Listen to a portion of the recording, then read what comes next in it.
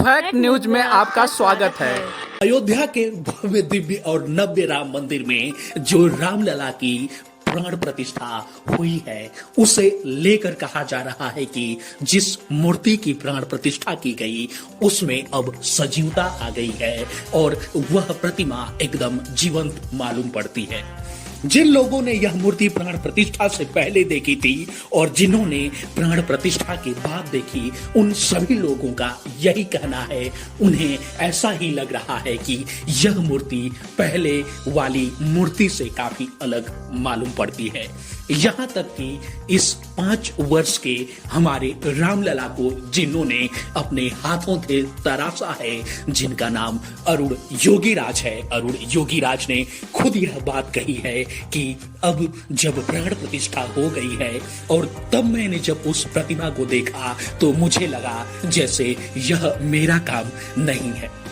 आखिर ऐसा कैसे हुआ, सवाल तो यही उठता है। यही सवाल आचार्य प्रेमानंद जी महाराज से पूछा गया।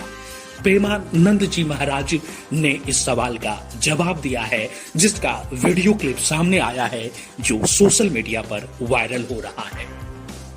आचार्य प्रेमानंद जी महाराज बताते हैं कि देख लो क्या शक्ति होती है और क्या मंत्रों की ताकत है। आचार्य प्रेमानंद जी महाराज कहते हैं कि अगर उस प्रतिमा में सजीवता आई है तो उसके 2 कारण हैं। पहला मंत्रों की शक्ति और दूसरा लोगों के भाव, लोगों की आस्था।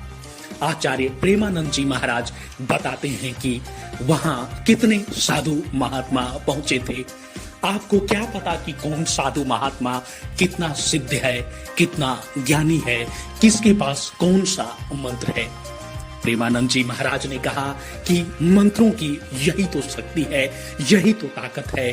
कब किसके पास कौन सा मंत्र है और कहां किस तरह का काम कर जाएगा, आप ऐसा कुछ नहीं कह सकते। प्रेमानंद जी महाराज बताते हैं कि दूसरी बड़ी भूमिका भाव की रही है।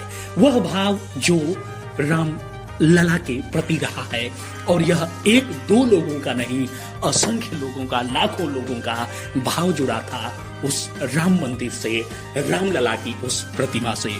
आचार्य प्रेमानंद जी महाराज कहते हैं कि वह तो रामलला का घर था और वो अपने घर आए हैं, वहां विराजमान हुए हैं, उनकी प्राण प्रतिष्ठा हुई है, तो फिर यह चमत्कार तो होना ही था। आचार्य प्रेमानंद जी महाराज कहते हैं कि यह कोई पहली बार नहीं है और ना ही यह ऐसा आखिरी बार हुआ है।